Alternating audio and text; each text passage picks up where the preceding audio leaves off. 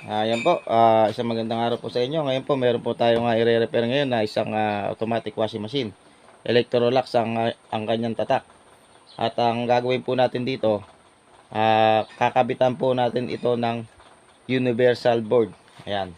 Ito pong ikakabit natin na universal board. Ito. SXY2299. Ayan o. SXY2299. So, yun po yung ating ikakabit na universal board. Tingnan po natin. Ayun. Meron po siyang kasamang water level sensor. At meron po siyang ayan, ito, ganito.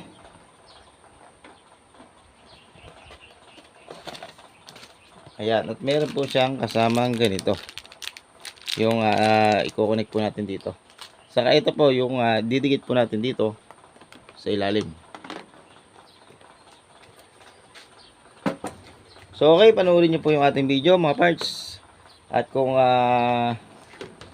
magi-install po kayo ng ganitong universal board at matuto kayo sa ganitong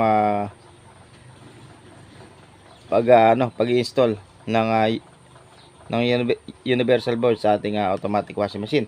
Ito po gagawin po natin pang lahat po ng brand ng automatic washing machine to. Pwera lang po yung mga inverter na automatic washing machine. Ito pwede po ito sa Sharp, Samsung, basta automatic washing machine pang lahat po ng brand, ano. At kung yung inyong meron po kasing na brand na yung kanyang water level sensor 2 pin lang. Ito ang dito 3 pin. Mamaya ituturo ko po sa inyo kung paano po mag-set sa halimbawa 2 pin po yung inyong kakabitan na universal board. So yun, tuturo ko po sa inyo, no. Ayan po, ngayon po ang gagawin po natin dito, alisin po natin tong ating ibabaw. Tatabi ko po muna itong ating universal board at alisin po natin itong ibabaw na to. So okay, ayan, ang gawin po natin, alisin po natin yung wire ng ating water inlet valve. Ayan, natanggal na po natin. Pati po yung wire ng ating sensor, tanggalin po natin, ano. Ayan, natanggal na po natin yung ating wire ng ating water inlet valve saka yung wire ng ating sensor. Ngayon, dito naman po tayo sa ating board. Ayan. I-cut po natin yung mga wire. Dahil dyan po natin i-connect yung ating bagong universal board na ikakabit, ano. Ayan, putulin na po natin.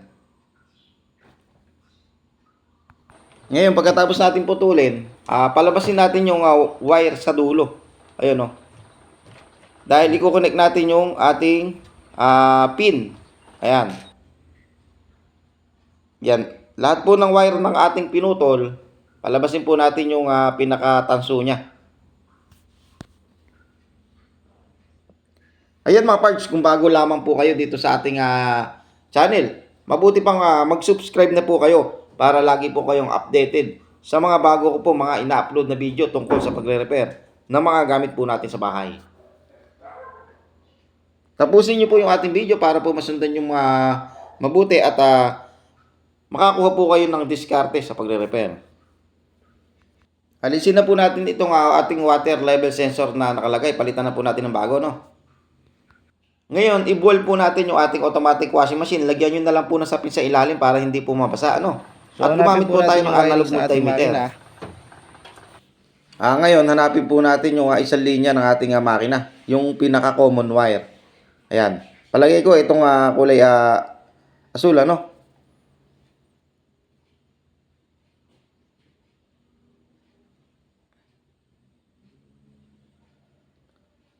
So, itong kulay asul na to, nakakonect din to sa ating rectifier, yung pinaka-drain motor, yung isang wire. So, ito yung ating common wire, yung kulay asul. Ayan, nakita na po natin. Ngayon, itong kulay asul na to, nakakonect din to sa ating saksakan. sa isang linya ng ating saksakan ito. Yung pinaka-cord niya. Tingnan po natin. Yan o. Yun o. Kaya nga common wire. Live wire yan. Ang tawag dyan, live wire. Yan yung pinaka-live ng ating lahat ng motor. Rectifier, water inlet valve, saka yung pinaka-motor ng ating washing machine. Yung tatlo na yun. Ayan, ito yung ating drain motor or rectifier. Yan. Yan, dito nakakonek yan, yung isang wire niya. Ayan, hindi natin to aalisin yung test probe natin. Hayaan nating nakasaksak dyan yan. Dahil titingnan natin kung saan to nakakonek. Dito sa taas. Ayan. Itong test probe natin na kulay pula. Ito yung panghahanap natin. Kung saan nakakonek yung kulay asul na yun. Kung alin ang connection dito sa taas. Yung mga pinagpuputol natin dito sa board. Palagay ko kulay asul din yan. Pagka original pa yung inyong wire. Ayan, kulay-kulay lang ang mangyayari diyan. Kaya mabibilis din po kayo sa paghanap ng connection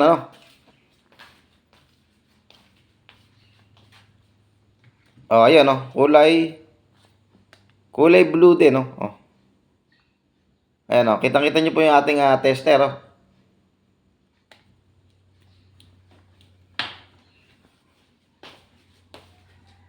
So nakita na po natin yung connection ng ating common wire dito sa taas. Kulay asul din po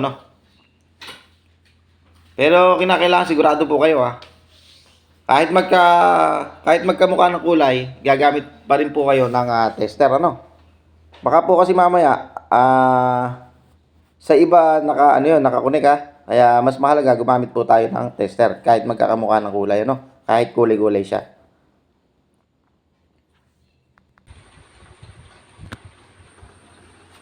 So ito blue na to ang ating ikakabit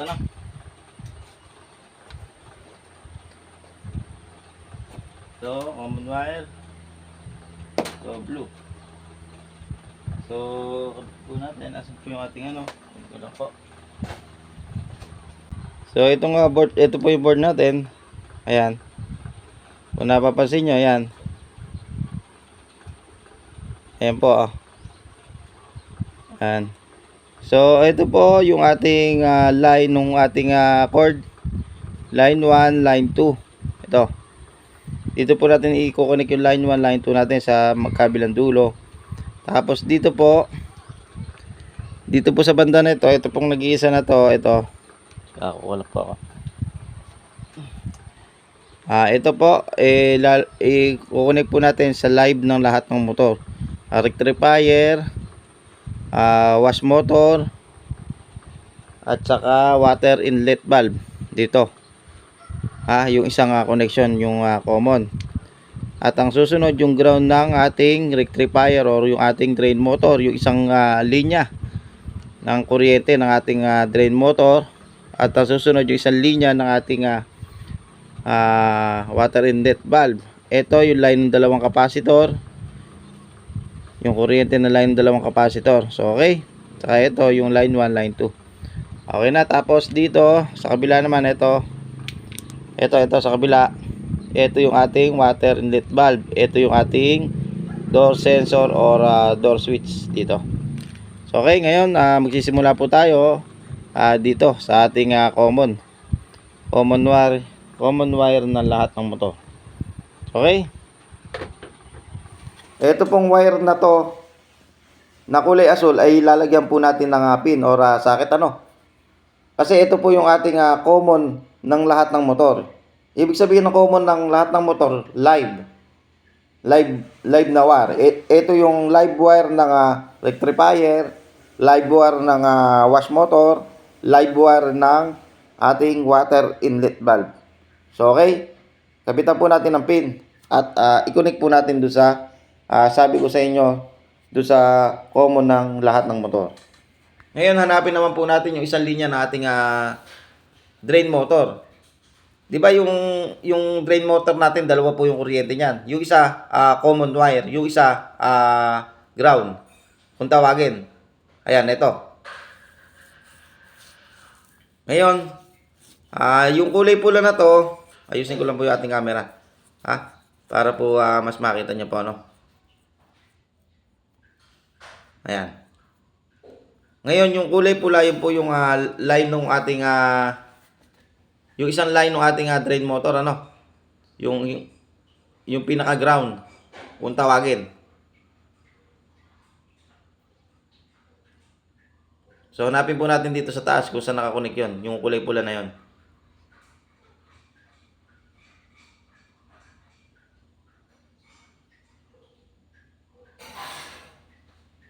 So, ayan, ito. So, maliwanag na ito. So, kulay pula din po siya, ayan o.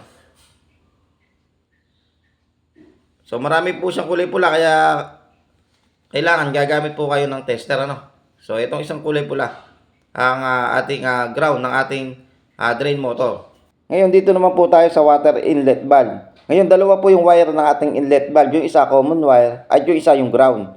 Ngayon, ang hanapin po natin yung ating ground. Kasi nakita na po natin yung ating common wire. Nakakonect na po doon sa ating kulay asul, ano. Ito yung ground ng ating water inlet valve. Hanapin po natin dito kung saan nakakonect dito sa taas, ano. Sa papunta sa board. Ito. Para po ma-connect po natin sa ating yung universal board. Doon po natin i-connect to, no? Para po ma-tap po natin. So, ito yung ground ng ating water inlet valve. Lagyan po natin ng pin. So, natapos na po tayo sa ating wash motor, sa ating drain motor, at sa ating water inlet valve, ano? Ang susunod naman po natin gagawin yung mga ibang connection, ano? So, ayan, ito yung ating line ng ating capacitor. So, itong dalawa na to, line ng ating capacitor to. Papunta ito sa makina natin eh. So, ang gawin natin, gamit tayo ng tester uli.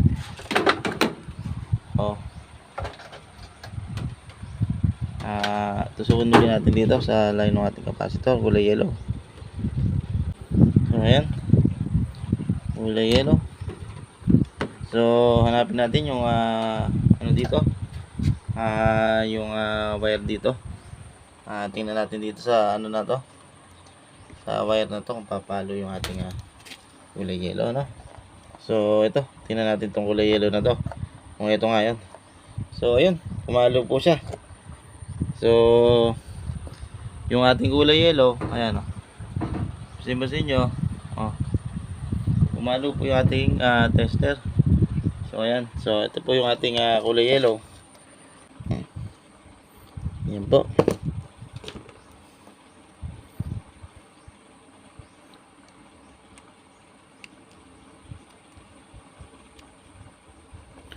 So, ayan po yung ating kulay yellow. Dito po natin nilalagay yan. Ayan. Pasin nyo po.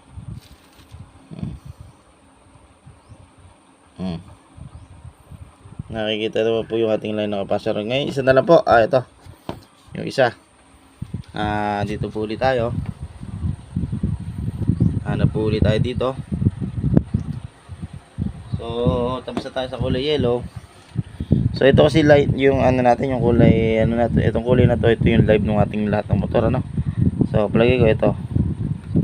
Ito naman yung isa. Line din natin tong makina, ano. Makina rin to.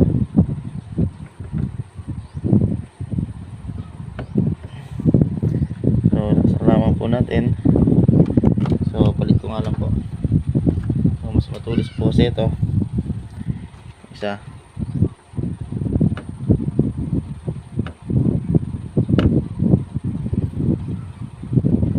So, ayan. So, dito tayo sa kabila. So, ayan. Tingnan natin kung alin dyan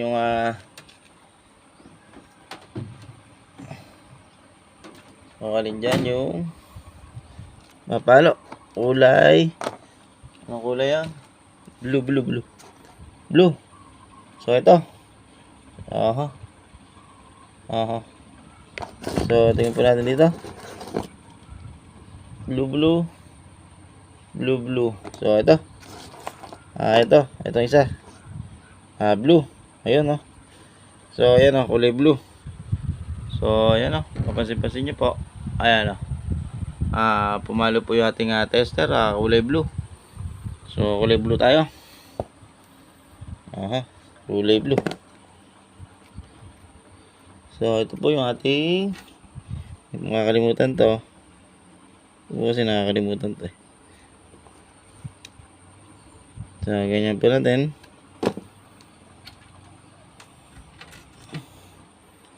Kulay blue. So ayan. Ito yung pangalawang wire ng ating capacitor. Di ba yung capacitor natin dalawa yung wire? Ayan. Ngayon dito, ito nakakonect na.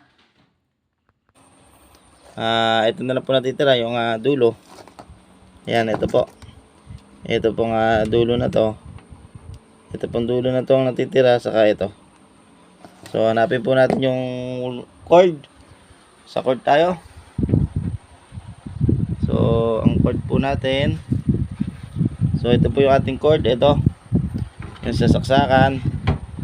So ito po yung ating cord. So ayan. So isa po siyang yung ating cord brown. So ang mangyayari po niyan,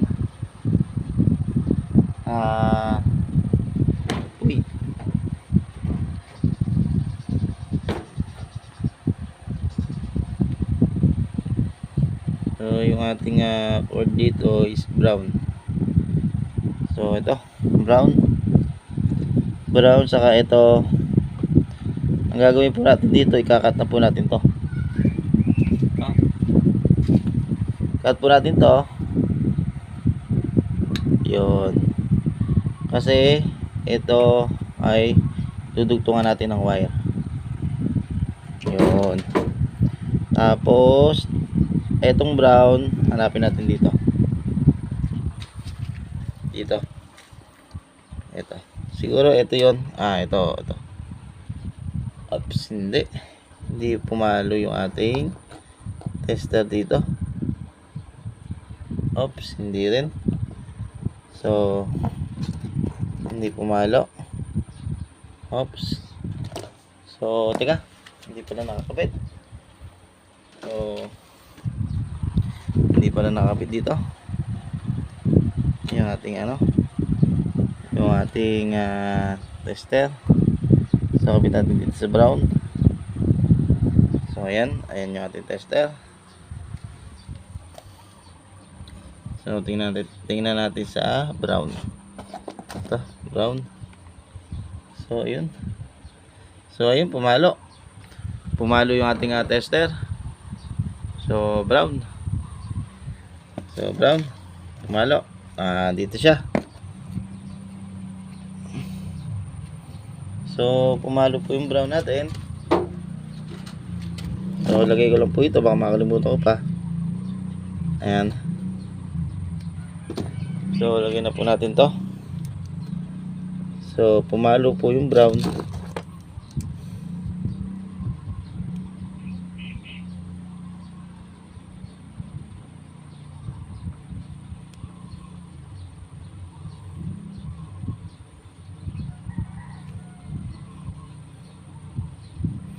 So yan po, ito po yung line 1 natin. Malapit na po tayo matapos. Teka lang po.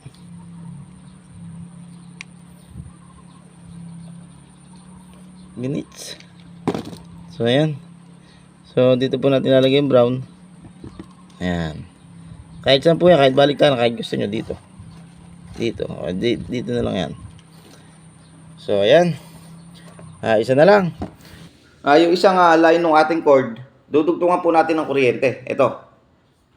Yung pinutol po natin kanina, no? Ayan.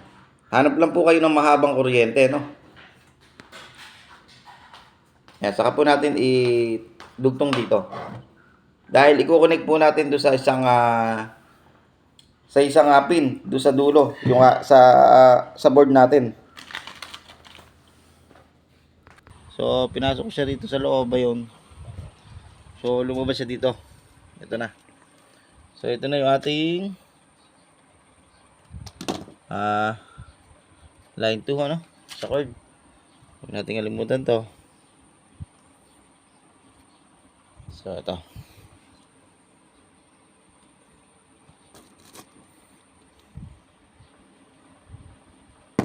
So okay, using na natin camera.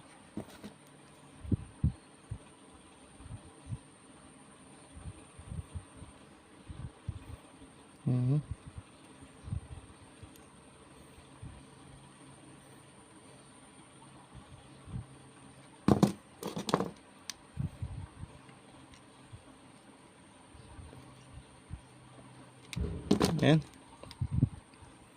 Okay, line 2 natin. So dito, line 2. So ayan, yung line 2 natin. So kompleto na po tayo sa ano natin, sa power supply po natin ha. Na-insert na po natin to. So dito naman po tayo sa ating sensor no. So yung sensor po natin dito, ito. Ito na po yung sinasabi ko sa inyo ha. Asan ba yung sensor natin dito? So yung sensor po natin,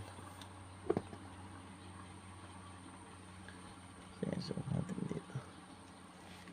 So ang sensor po natin ay tatlo po siya.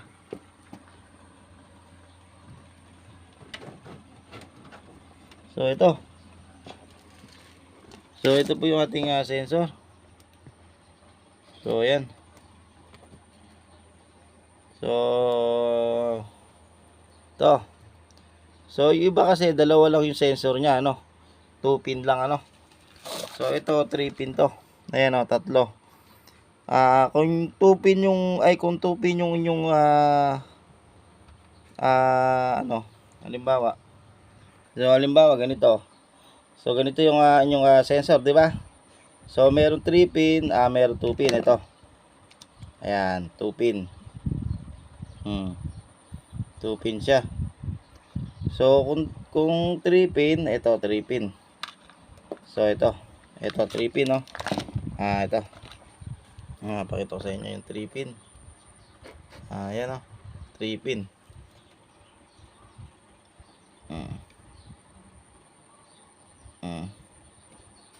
3 pin siya no. Ito 3 pin no. So pag ganyan 3 pin, madali lang yan. So yung 2 pin ang pinag-uusapan natin dito. Halimbawa alisin mo itong 2 pin na to. Ayan, ganyan yan no. 2 pin. So 3 pin, magdadagdag lang kayo ng isang wire ano, sa inyong sensor. Halimbawa dito, ito halimbawa 2 pin siya. Ayan, nakaganyan siya. Alisin nyo ito isa. So magkukunik kayo ng isang wire dito. Pag gagapangin nyo yung wire sa loob, papunta rito. Pagka 2 pin papunta rito. Ito kasi yung sensor natin 3 pin So nakita nyo 3 pin siya. So yung isang pin, isasaksak nyo dito. Gagawa kayo ng ganitong sakit, tapos lalagyan nyo siya ng wire. Lagyan nyo siya ng wire. Tapos i-connect nyo dito sa ating sensor dito. Dito nyo i-connect sa sensor. Lalagyan nyo siya ng wire, kukunik nyo siya dito. So parang ganito lang din, madali lang din. Gagawa lang din kayo ng wire dyan dyan So 2 pin, ilalagay lang kayo ng isang wire dito saan nyo kukunik dito ayan, saan nyo kukunik. Ganun lang gagawin nyo pagka 2 pin So ito, hanapin natin yung sensor nya. So hanapin po natin yung ating sensor. So hanapin po natin yung isang wire, ilagay po natin dito sa ating dito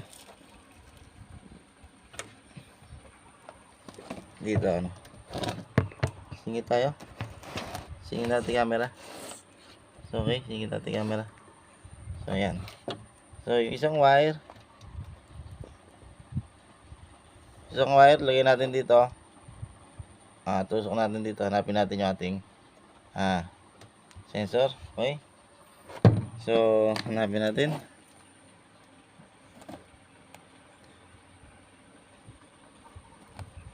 Okay. So, hanapin po natin yung ating sensor, ano. So, nandito na tayo sa kabilang wire. So, ito. Hanapin natin kung ano yung papalo dyan, ha. Kung ano yung, ayun. So, isa-isa natin. So, ito. So, ito yung ating kukunin. Kasi nga, ito yung pumalo. Tingnan nyo. Kailangan tapalo ng hanggang 0, ha. Para sigurado kayo. So, okay. Ito yung ating isang sensor, no. So, huwag nyo kakalimutan to.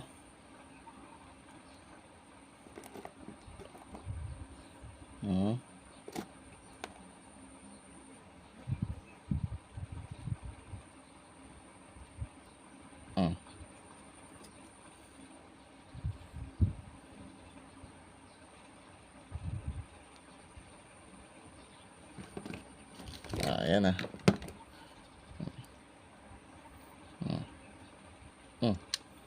So, ayan. Saka po natin nilalagay sa gabi po rin eh. So, ayan o, gabi po rin eh. So, isa naman. And then, so, hanap ulit tayo. Susukulin natin din eh. So, ayan. So, hanap ulit. So, hanap ulit tayo rin eh. Sa banda rin eh. So, wala. Tingnan natin to. Ito walang bala. So, wala. So, wala siya rito. At ito isa. Ito. So, ayun. So, ito. Ito yung isang connection niya. So, tayo makakalimot dito.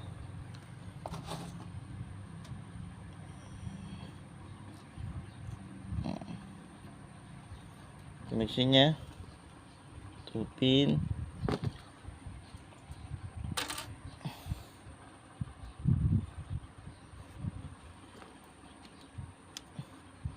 Okay.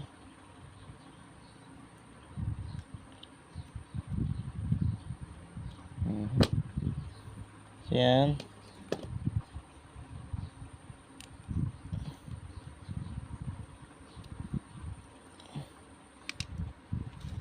Okay. Natin lagay dito sa pangalawa.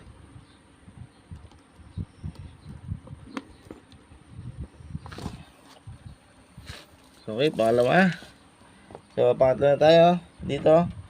Patuloy natin yung ating tester. Tatlo. Sa pangatlo, hanap ulit. So, ito. Hanap ulit tayo rin eh. So, tingnan natin dito kung alin yung papalo. So, okay. Ito yung pumalo. Ito na. So, huwag nyo kakalimutan to. Oh, sakit.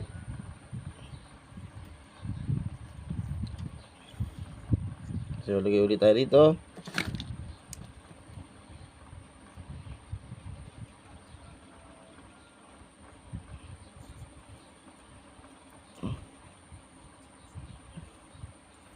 Ayan.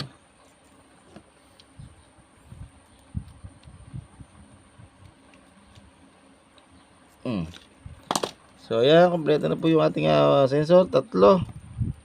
So, sabi ko nga po sa inyo, pagka 2 pin, papagapang na po kayo ng isang wire. Halimbawa, 2 pin na ganito. Ulitin ko ulit. Ayan, 2 pin. Ayan, 2 pin. Yung isang linya na to, pagagapangin nyo doon sa taas, tapos saka nyo isasaksak, gagawa kayo ng isang linyang ganito, no? Saka nyo isasaksak dito. Ayan, ganyan. Tapos, halimbawa, ito kasi 3 pin na to, yung ating universal, yung water level sensor natin na sa akin 3 pin. Tapos ito, pagagapangin nyo lang, saka nyo isasaksak dito. At gagawin nyo ng 3 pin to. Itong 2 pin nyo na to na original, na dati nakakabit sa automatic washing machine nyo, alisin nyo na to at ito na gagamitin nyo. Meron naman pasunod yung ating universal board, ano. So ito, meron pa tayong natitirang dalawa. Ito po yung sa door switch, ano. Hanapin po natin yung sa door switch. Pagtigisahin po natin, ano. So, ito po, alisin po natin to. Ang gawin po natin dito, alisin po natin to, ano. So, ito po kasi yung door switch natin.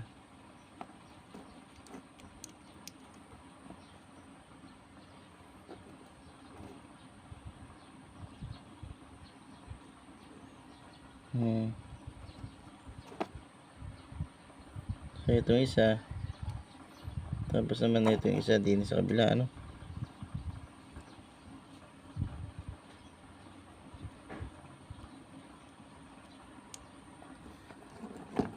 Tapos yung isa din sa kabila, ito. So, kunin natin itong isa. Ito. Kunin natin ito. Ayan natin. Ito. Tapos ito. Tanggalin natin, ano.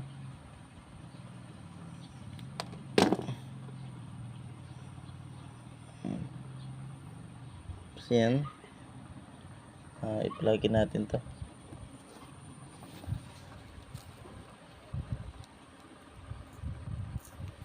Ayan yung kanyang door switch.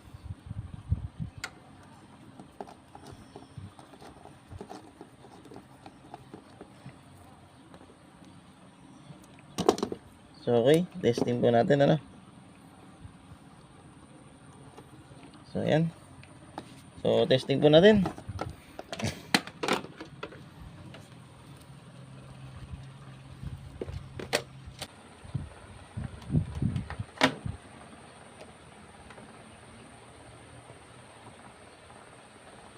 Ayan, mabit na, ha. Mabit na. So, ako natin na. Gusto mo pala.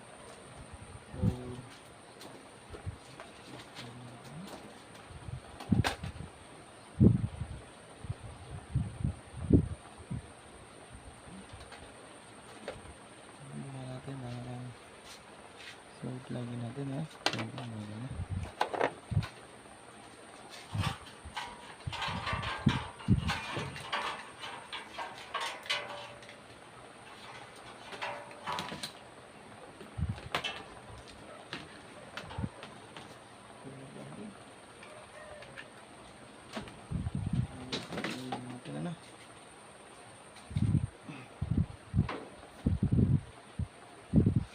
Ito, ipa-plugin ko na. Na. Boom. So, okay. Ipa-power natin, ha. So,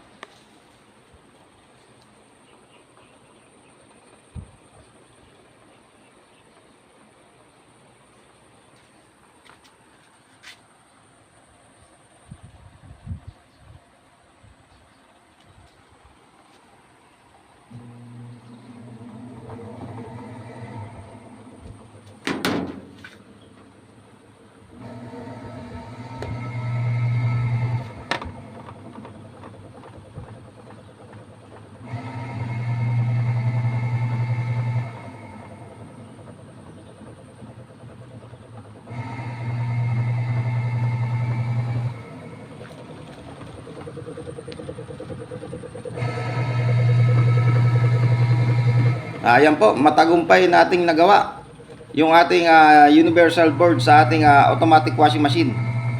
Maraming salamat po sa inyong patuloy na pagsuporta at sana mayroon po kayong nakuhang diskarte at idea sa ganitong pagre-repair ng mga gamit po natin sa bahay. Thank you very much mga boss idol.